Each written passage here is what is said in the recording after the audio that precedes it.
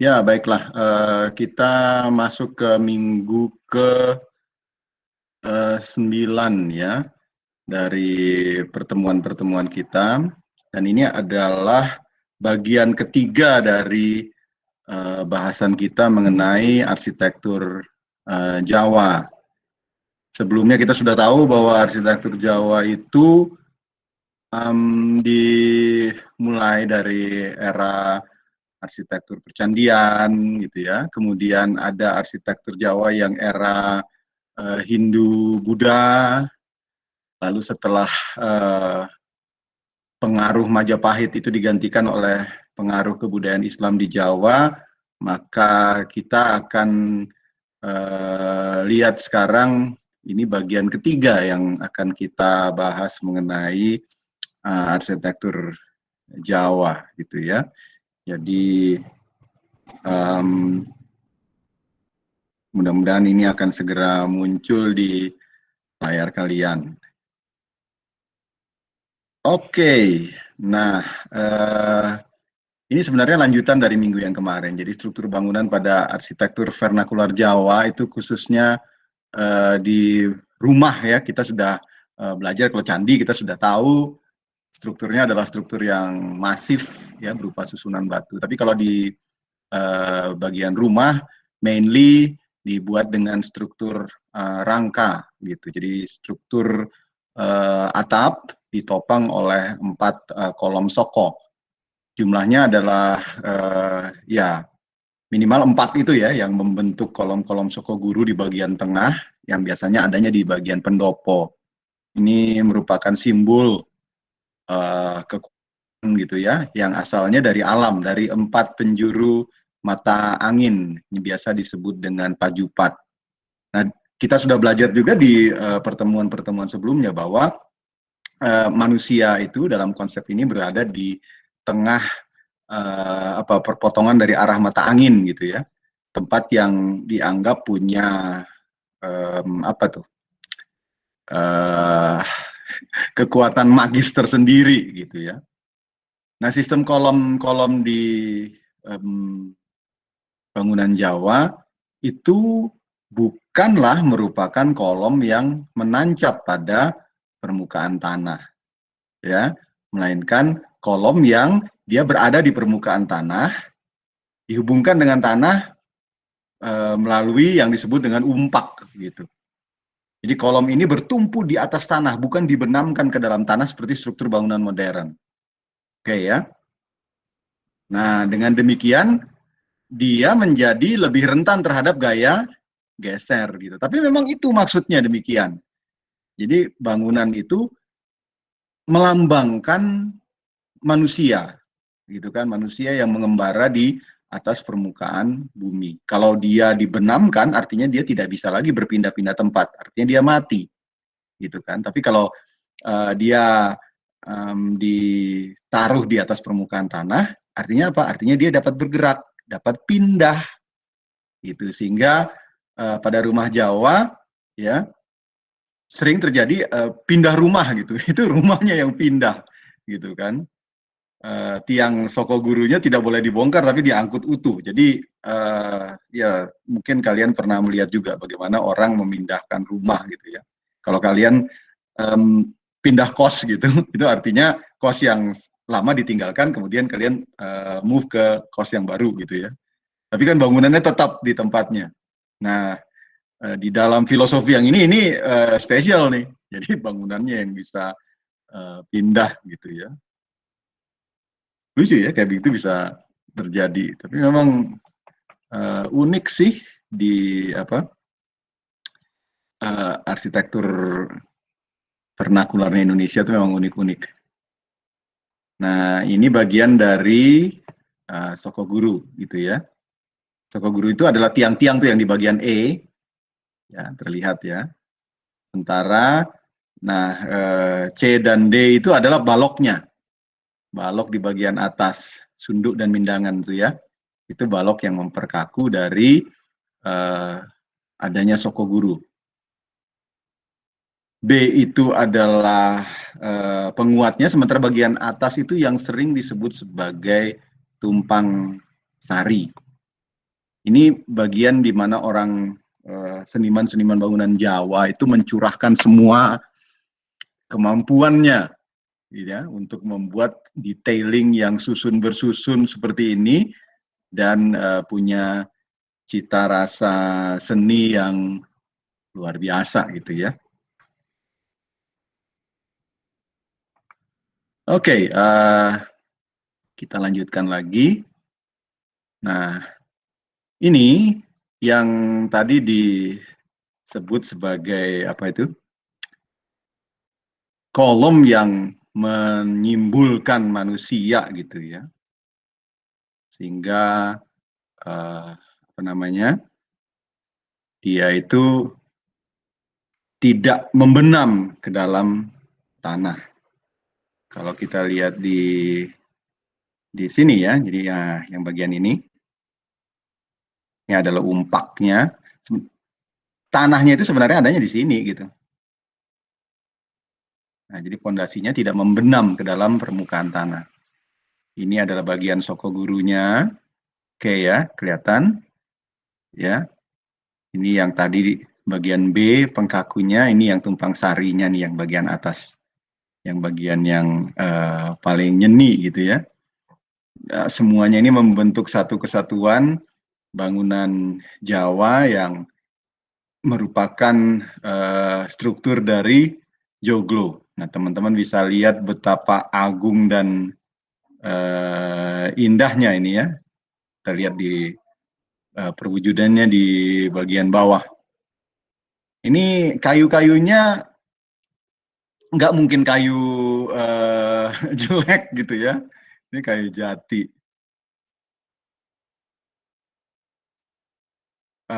Masyarakat Jawa meyakini bahwa bentuk-bentuk yang diwakili oleh joglo ini, gitu ya. Jadi kalau kita lihat di sini gitu ya, ini kan bentuknya seperti segitiga gitu kan, segitiga piramida gitu. Itu mirip-mirip juga dengan di Bali. Orang Bali juga suka dengan segitiga seperti itu. Itu melambangkan gunung gitu ya. Nah, gunung ini ya masyarakat Bali, masyarakat Jawa sama gitu. Tempat mencari dewata, simbol segala hal yang sacred gitu ya, sakral, tempat tinggal para dewa. Ini wujud dari warisan legacy ya filsafat Hindu yang masih sampai dengan hari ini masih diyakini oleh sebagian besar masyarakat Jawa, gitu ya. Nah, kalau mau lihat detailingnya yang lebih seru, nah mungkin seperti ini, ya. Ini bangunan yang biasanya merupakan bangunan yang paling depan dari sistem rumah Jawa. Jadi ini dipergunakan sebagai pendopo, gitu ya. Pendopo ini kita sudah pelajari pada hari-hari kemarin kan, bahwa dia merupakan bagian yang pertama menyambut dari tamu, ya kalau ada yang datang, dan merupakan sebuah pertunjukan dari status sosial orang yang memiliki rumah tersebut. Bentar, ini kayaknya ada yang bergabung nih. Oke. Ada Widi. Ya, kita lanjutkan lagi.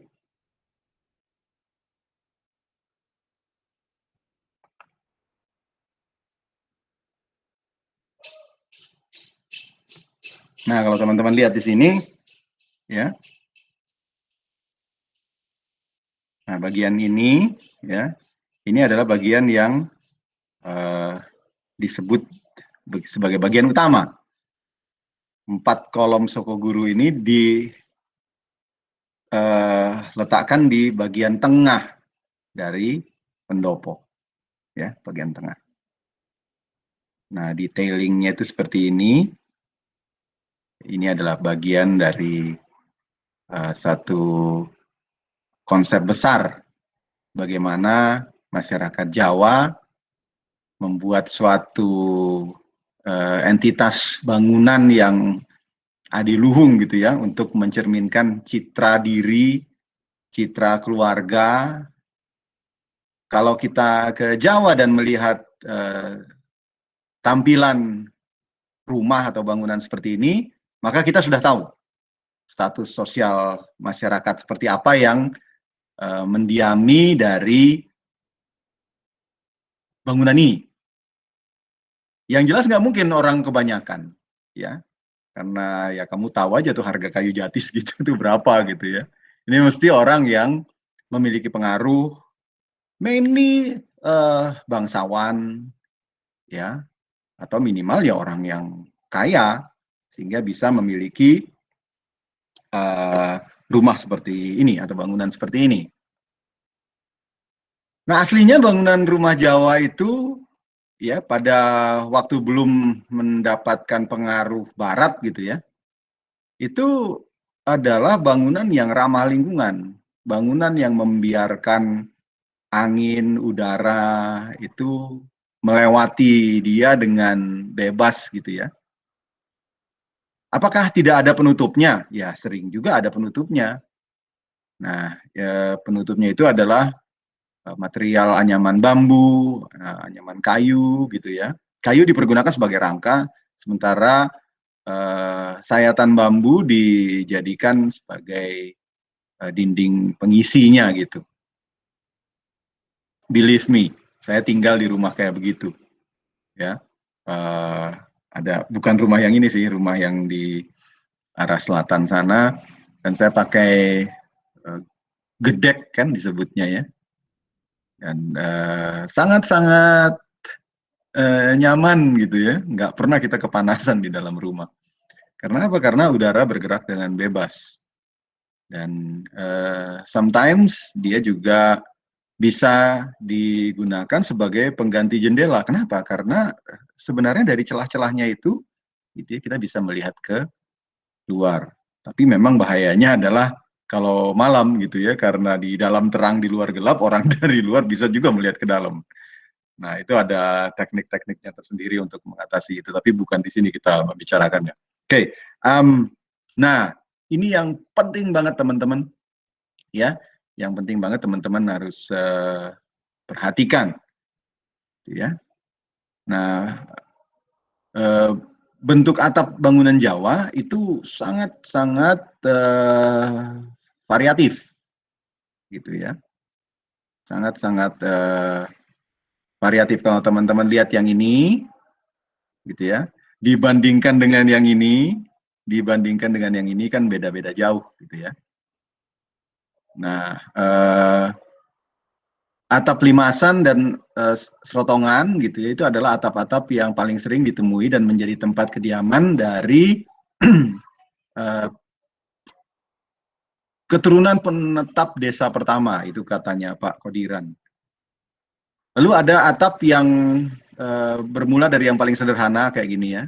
Ini yang sederhana, lah senar panggang P. Ini sederhana, tapi kalau di Amerika ini namanya atap jengki kan gitu ya.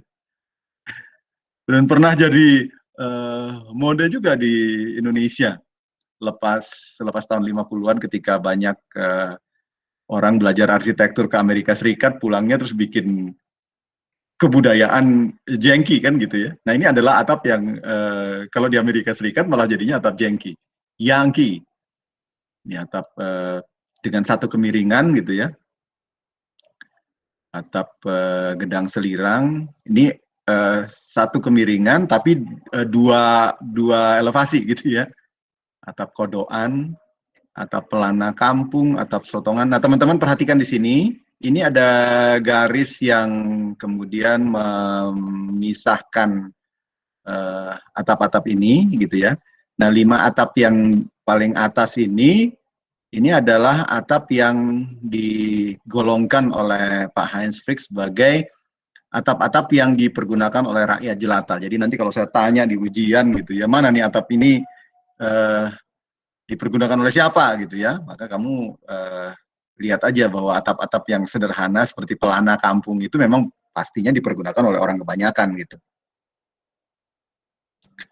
Nah, terus kemudian ada bagian yang juga dipergunakan oleh para bangsawan. Nah, ini mainly yang joglo yang tadi kita percakapkan itu, gitu ya. Nah, seperti joglo Mangkurat, joglo Antah Apitan, kayak gini ya. Limasan Trajumas, ini yang lebih sederhana. Nah, bagian-bagian ini dipergunakan oleh kaum bangsawan. Oke ya.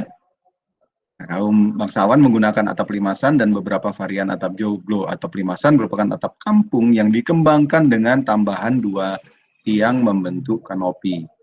Sedangkan atap joglo merupakan variasi yang lain lagi dengan atap utama yang lebih curam di bagian atas ditopang 4 tiang utama Sokoguru. Nah, teman-teman perhatikan yang paling bawah ini, ya. Yang paling bawah ini adalah atap tajuk, gitu ya. Atap tajuk ini berbentuk kemah, ada yang disebut dengan tajuk lawakan. Tajuk lawakan ini ada patahannya, gitu ya. Jadi dia atap yang jurai-jurainya itu bertemu di satu titik di bagian atas, seperti atap kemah dan atap tajuk ini. Cuman kalau tajuk ini ada dua sudut kemiringan gitu ya. Nah, ada lagi atap tajuk lambang gantung seperti ini, yang bukan hanya 2 sudut kemiringan saja, tapi ada satu pembagian yang tegas nih di bagian ini ya. Oke, kelihatan mudah-mudahan dari tempat kalian.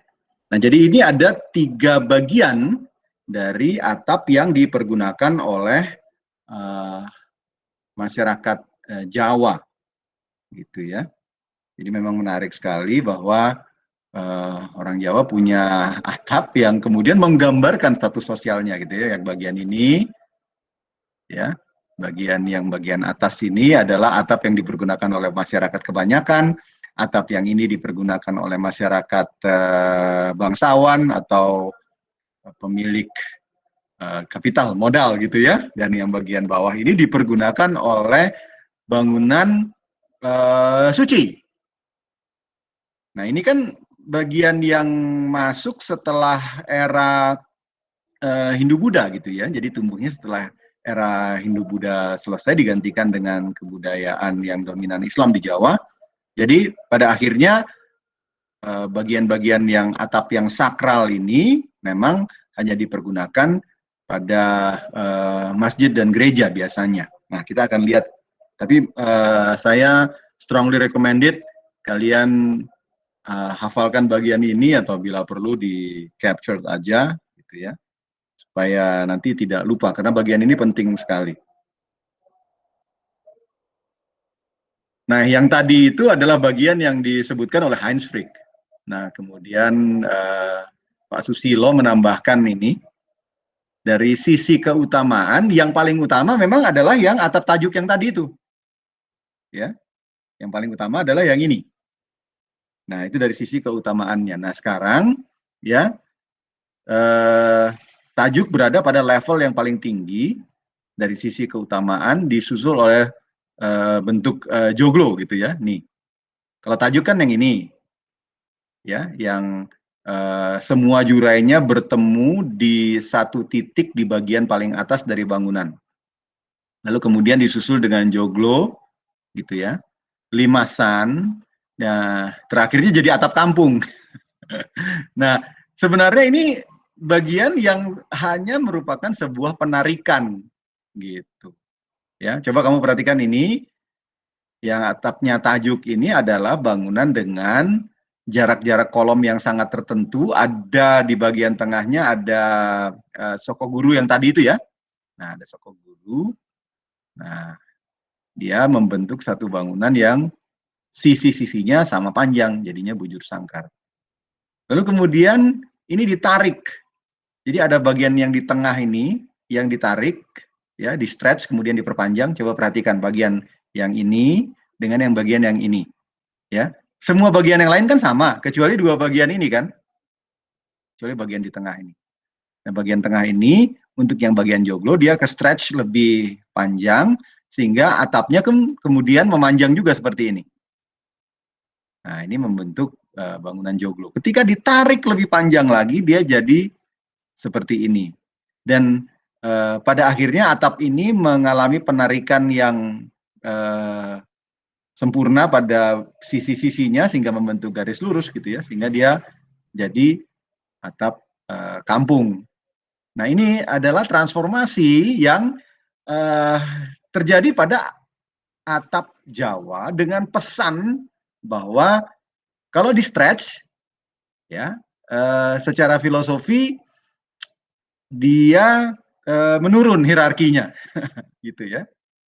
Jadi dari joglo yang paling tinggi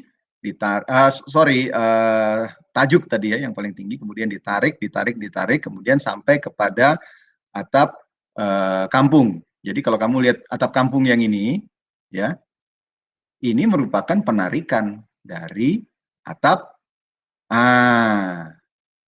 ini, ya, biar tidak lupa gitu, kita coba tuliskan aja gitu ya.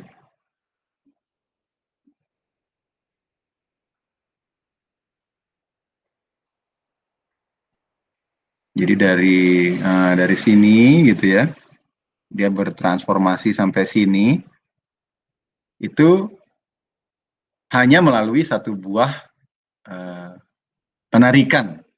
Nah, konsep penarikan itu yang kayak gini, ya, oke.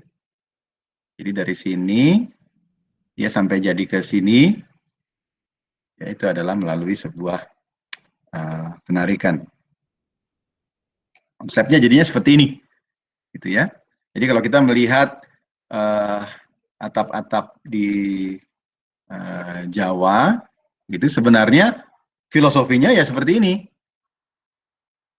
Ini sebenarnya adalah bangunan yang dalam tanda kutip ya sama, tapi kemudian ditransformasikan dengan melalui apa yang disebut Susilo tadi sebagai sebuah penarikan gitu ya. Nah, ditarik terus jadinya ya kayak gini deh, ya.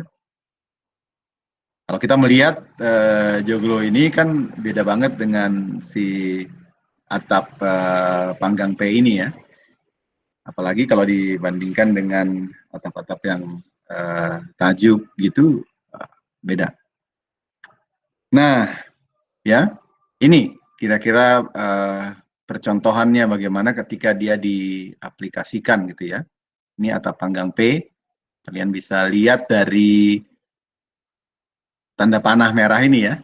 Nah, ini kan yang tadi dibuat oleh Pak Heinz Frick menjadi satu pembagian atap rumah Jawa kan. Nah, Panggang P itu kayak gini, ya, sederhana aja gitu. Ya, tapi ya lucu ya, tetap ada tiang sokonya di sini di tengah-tengah. Nah, dia membentuk bangunan yang rupanya sederhana juga. Tapi tetap ada tiang sokonya. Nah, pada bagian sisi sekelilingnya diberi dinding, ya, yang hanya berfungsi sebagai pelindung dari hawa lingkungan sekitar. Nah, tadi yang sudah kita bahas itu ya, pengisinya bisa berupa apa tadi itu? Anyaman bambu gitu ya. Nah, biasanya Panggang P ini digunakan sebagai wadah bagi aktivitas warga kebanyakan, kelas bawah lah, warung gitu ya. Bisa juga sarana utilitas lingkungan seperti pos jaga atau ya pos kamling gitu. Itu yang di versi modernnya. Ya, tapi versi aslinya dia merupakan tempat kediaman dari masyarakat kelas menengah ke bawah. Nah, beda dengan atap kampung. Ini agak lebih tinggi lagi statusnya, tapi juga masih merupakan rumah dari orang kebanyakan. Jadi bentuknya persegi panjang gitu ya. Ada tiang-tiangnya ya dengan atap yang punya dua hadap kemiringan gitu. biasanya untuk rakyat jelata, masyarakat biasa, ya dengan ya terlihat ya atapnya sederhana, ya berarti memang untuk orang biasa gitu. Jadi memang atap yang paling berbicara. Jadi benar Rob Creer bilang kan, dia selalu katakan dalam teorinya bahwa bangunan itu berbicara dengan penikmat bangunan melalui fasadnya. Dan di dalam komponen fasad yang paling besar dan paling berbicara itu adalah bagian atap. Oke ya. Ini menemukan pengejawantahannya di arsitektur Jawa. Rumah-rumah seperti ini biasa terdapat di pedesaan gitu ya, banyak sekali ditemukan sehingga di budaya masyarakat modern kan kita cenderung menganggap bahwa orang yang tinggal di lingkungan urban itu adalah orang yang kualitas hidupnya, hierarkinya gitu ya, sering dianggap lebih tinggi daripada orang yang tinggal di desa gitu. Ya itu dulu. Kalau sekarang justru kita senang sekali kalau bisa balik ke desa gitu. Tapi rumah kampung itu dianggap merupakan rumah bagi masyarakat yang ekonominya rendah. Ya iyalah, kalau di desa kan perputaran ekonominya itu tidak semasif seperti di perkotaan gitu ya. Nah, ini yang lebih tinggi tingkatannya. Ya, kalau kalian lihat di sini, ini kan menunjukkan atap yang di bagian atapnya bangsawan ini ya, joglo. Nah, rumah dengan konsep joglo ini biasanya punya banyak pembagian ruang gitu ya. Karena memang dia juga untuk orang-orang yang bisa membeli lahan, bisa memiliki lahan, dan lahannya itu luas gitu, nggak bisa rumah joglo tapi tipe 21, nggak ada kayak begitu. Pasti ruangnya luas. Ada pendopo, ada peringgitan, ada bagian living space-nya kita yang disebutnya omah, lalu ada bagian dalam dan sentong. Nah ini kita sudah bahas rasanya di minggu-minggu kemarin gitu ya, jadi tidak perlu kita bahas lebih mendalam lagi sekarang. Nah, ya ini sekarang yang pakai atap tajuk gitu ya. Nah, jadi teman-teman bisa lihat di bagian ini dan bandingkan dengan atap yang ada di gambar. Di bentuk rumah tajuk merupakan bangunan adat Jawa yang difungsikan mainly sebagai tempat ibadah. Ya. Nah, tajuk memiliki bentuk yang hampir sama dengan joglo, yaitu dengan denah ruangan yang mengotak, ya, atapnya berunjung yang tinggi menjulang, serta berciri khas memiliki konstruksi tumpang sari. Yang membedakan rumah tajuk dengan joglo adalah atap berunjung yang berbentuk segitiga lancip. Katanya bentuk tersebut melambangkan kuasa dan keesaan dari Tuhan, juga melambangkan keabadian gitu ya. Ada yang bilang bahwa atap tajuk itu adalah lambang dari doa-doa orang percaya yang kemudian melambung ke atas gitu ya, ke langit dan bertemu pada satu titik. Jadi satu titik yang di ujung ini gitu ya, ini dianggap sebagai titik yang melambangkan ketuhanan atau kepada siapapun itu kita menunjukkan doa-doa kita. Ya. Nah, oleh sebab itu memang atap tajuk ini pamali gitu ya. Untuk dipergunakan oleh orang kebanyakan atau untuk fungsi-fungsi yang selain sebagai fungsi-fungsi religiusitas. Ya.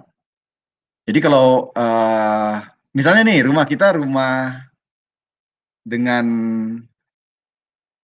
atau atap panggang P kayak gini ya. Terus kemudian oleh suatu hal kita kemudian berhasil meningkatkan taraf hidup kita gitu ya. Jadi orang kaya, atau punya jabatan. Nah, di kemudian hari kita bisa mengganti bangunan kita dengan atap yang lebih seperti ini gitu ya, lebih mencerminkan status sosial yang lebih tinggi. Tapi tidak akan pernah jadi seperti ini. Gitu, karena ini hanya dipergunakan pada akhirnya sebagai bagian dari rumah ibadah. Gitu ya, baik itu gereja atau juga masjid. Nah, nanti kita akan lihat nih. Oke ya, mungkin kalian masih ingat, ini saya ambil infografis dari Tirto ID. Ya, ini ketika beberapa bulan kemarin itu ada peristiwa di mana Gubernur Jawa Barat yang juga arsitek itu dipaksa untuk membuat sebuah penjelasan publik gitu ya, karena disampaikan bahwa masjid yang dirancang oleh beliau itu merupakan ornamen dari ya sebuah sekt yang mungkin tidak terlalu cocok gitu ya di Nusantara gitu, dikatakan sebagai lambang Illuminati. Nah, jadi kemudian beliau memberikan satu klarifikasi, jadi masjid-masjid di Indonesia memang kental dengan unsur segitiga. Tadi kita udah bahas ya, unsur segitiga yang diapresiasi kemudian diterapkan di bangunan.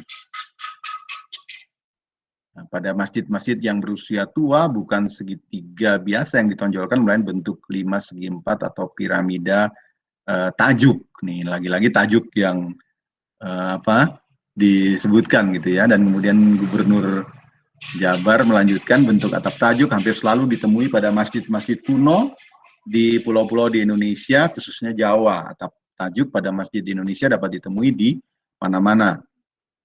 Di Aceh, di Ambon, ya, atap piramida yang ditemui di masjid tua semakin ke atas semakin kecil bentuknya. Pada bagian paling puncak atau yang paling kecil biasanya dihiasi sebuah tombak berornamen mustaka gitu ya, yang terbuat dari logam. Kendati ada perbedaan bentuk atap tajuk di tiap daerah, namun nuansa akulturasi arsitektur Hindu, Buddha, dan Islam tetap tidak dapat dihilangkan. Hal ini tidak mengherankan mengingat bentuk atap tajuk muncul dan menyebar tidak lama setelah pengaruh Majapahit melemah dan disusul dengan gencarnya politik Islam di Jawa. Jadi kalau kita lihat dari pernyataan Pak Gubernur ini, kita bisa melihat juga di dalam kenyataannya bahwa memang masjid-masjid di Jawa itu ya kental dengan unsur-unsur tajuk yang tadi itu gitu ya. Kalau kamu pergi ke Cipaganti gitu ya, dan kemudian lihat Masjid Cipaganti, atapnya juga atap tajuk gitu ya, padahal itu arsiteknya adalah orang Barat gitu ya, orang Belanda, Wolf Schumacher. Lalu kemudian kalau kalian lihat gereja Bethel di Wastu Kencana ya, itu kan atapnya tajuk juga tuh. Jadi memang pengaruhnya ini nggak terbatas sampai di Jawa Tengah dan Jawa Timur aja gitu ya. Bahkan Jawa Barat dan Banten juga menerapkan satu konsep yang sama di dalam masjid-masjidnya, di dalam gereja-gerejanya gitu ya. Khususnya yang tradisional. Kalau yang kontemporer modern itu mungkin sudah beda lagi, udah lain lagi. Tapi yang tradisional dan tadi disebutnya sebagai vernakular itu banyak yang menerapkan konsep ini, masjid beratap segitiga atau kita sebutnya tadi wujudnya itu tajuk. Nah ini ya beberapa masjid penting di Pulau Jawa gitu ya, yang kita bisa lihat. Ini beberapa masjid ini dibangun bahkan sebelum atau di sekitar era peralihan kebudayaan Hindu-Buddha ke kebudayaan Islam gitu ya. Seperti Masjid Sunan Ampel di Surabaya itu yang di kiri atas ini. Nah, teman-teman bisa lihat ya, ini atapnya, meskipun atapnya ini sudah modern gitu ya, tapi dia tetap menggunakan wujud yang sama. Lalu kita bisa lihat juga di Masjid Agung Demak, ya coba teman-teman lihat di sini. Ini atap tajuk bersusun juga, gitu. Ini juga Masjid Menara Kudus. Lalu kemudian teman-teman bisa lihat juga di sini, ini yang jauh sekali di barat gitu ya, Masjid Agung Banten. Jadi bukan hanya di Jawa Tengah dan Jawa Timur yang menerapkan konsep seperti itu, gitu ya. Jadi kalau kan kita berbicara secara luas tentang arsitektur Jawa gitu ya. Nah seringnya kalau kita berbicara arsitektur Jawa, orang membayangkannya adalah Jawa Tengah dan Jawa Timur gitu. Karena Bandung ini nggak termasuk, Bandung ini adalah tanah Sunda gitu ya. Nah ternyata konsep-konsep ini juga diterapkan di Jawa Barat dan bahkan di Banten. Bagaimana dengan gereja? Sama aja gitu. Ini gereja di daerah rural di Sragen, Jawa Tengah. Sragen itu 30 km di sebelah timurnya Solo ya, Surakarta. Kalau mau ke Jawa Timur dari Solo, lewat Sragen dulu, kemudian Ngawi, Madiun, nah baru Ngawinya itu sudah Jawa Timur. Nah ini jadi di sekitar perbatasan antara Jawa Tengah dan Jawa Timur. Ini gereja Santa Maria Fatima di Sragen. Teman-teman lihat ini ya. Ini arsitektur Jawa banget. Jadi menggunakan atap tajuk, jadi bisa dilihat nih ya, jurai-jurainya semua bertemu di satu titik di bagian atas, kemudian ada satu sphere kecil di bagian atas ini, nggak terlalu kelihatan ya, nah ini bagian ini, oke, ya. Lalu kemudian dia merupakan arsitektur yang terbuka, ini nggak ada dindingnya, gitu. Jadi teman-teman bisa lihat, nanti kalau bisa lihat di dalamnya ada soko gurunya juga tuh. Ada, ya. Jadi menariknya tuh di situ. Dan ini memang dipergunakan oleh masyarakat setempat sebagai tempat ibadah, gitu ya. Nggak ada yang menggunakan arsitektur seperti ini untuk rumah tinggalnya, gitu.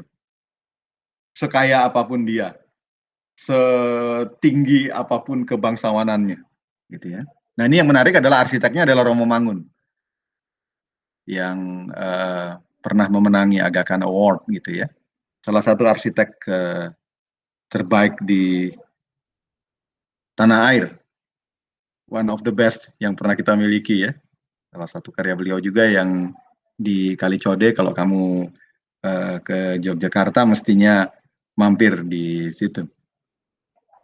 Ini juga salah satu karya dari Romo Mangun, gereja di Jombor. Jombor ini di Klaten. Kalau kalian dari Klaten ke arah Solo, itu dari pusat kota Klaten sekitar 20 menit berkendara ke arah Solo. Nanti dari situ seberang jalan itu ada jalan kecil masuk ke jalan desa gitu ya, masuk ke arah Jombor dari jalan utama itu. Nah, nggak ada angkutannya, jadi harus jalan kaki. Nah, ketemu nanti bangunan ini. Jadi bangunan sederhana ini, ya apa istimewanya? Kenapa kita harus bahas? Ini di bagian belakangnya. Nah ini ya, ini sebenarnya aslinya gereja aslinya tuh yang ini. Dia memang benar-benar menggunakan arsitektur Jawa. Tapi kemudian masyarakat desa merenov gereja itu, lalu kemudian ngasih ini bangunan tambahan di bagian depan ini, sehingga ya itulah ya, kalau orang di tempat-tempat atau orang-orang sederhana yang tidak mengerti tentang arsitektur gitu ya, bagian renovasinya justru menutupi bagian apa bagian inti dari bangunan, sehingga kemudian yang aslinya itu jadi ketutup. Tapi bentar, Saya rasanya bisa tunjukkan ada, oke, sebentar. Nah, ini ada motion picture-nya. Nah, ini bagian depan dari si gereja Jombor itu. Nah, teman-teman bisa lihat kan di depan ini ada menara ya. Menara itu tambahan. Jadi warga desa pengen punya menara terus dibikin yang, tapi lucu ya, menaranya juga atapnya tajuk tuh ujungnya. Nah, ini yang bagian aslinya. Itu di dalamnya ada tuh Soko Gurunya ya. Bisa dilihat nih atapnya, atap tajuk gitu. Ini bangunan aslinya justru jadi di bagian belakang gitu ya. Tapi ini salah satu karya Romo Mangun yang sangat baik ya menurut saya. Nah, itu bisa kelihatan tuh bagian dalamnya. Jadi ini bangunannya terbuka. Tidak ada dindingnya sebenarnya aslinya gitu ya. Yang bagian aslinya tuh nggak ada dinding. Oke, kita masuk lagi ke laptop. Nah, kita lanjut lagi gitu ya. Ya, dari sistem gereja ini ya kita loh, ternyata sudah habis ya. Slide-nya sampai di situ aja. Oke. Nah, mudah-mudahan itu bisa membantu Anda di dalam memahami ya bagaimana arsitektur Jawa bisa berkiprah di kancah arsitektur Nusantara. Nah, ini bagian yang terakhir dari arsitektur Jawa, gitu ya. Pada pertemuan berikut kita akan masuk ke arsitektur Bali, ya. Nah, sampai di sini teman-teman ada pertanyaan atau tidak?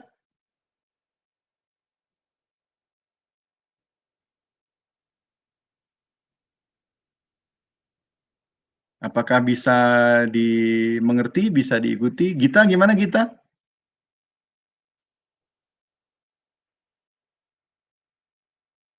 Bisa, Bos. Oke. Ya. Nah, mungkin itu aja dulu ya. Kalau misalkan nanti ada pertanyaan atau ada sanggahan atau ada apa, nanti bisa disampaikan melalui chat di grup kita kali ya. Oke.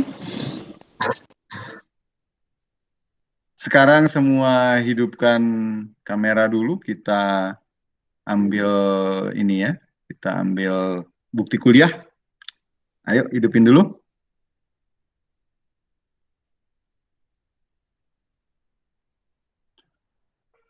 Oke, ini siapa yang belum hidupin nih?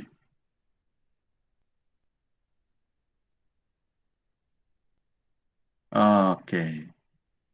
Berikan senyum yang baik. 1, 2, 3. Makasih ya. Kita ketemu lagi pada minggu mendatang ya. Kalau ada apa-apa, sampaikan aja melalui chat. Makasih, ini siapa yang mau masuk nih? Makasih, Pak. Meizar, aduh.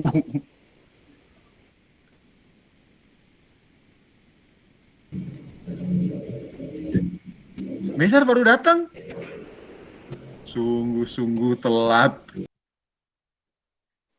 Oke, you may leave ya. Kita ketemu lagi pada minggu depan. Terima Makasih, Pak.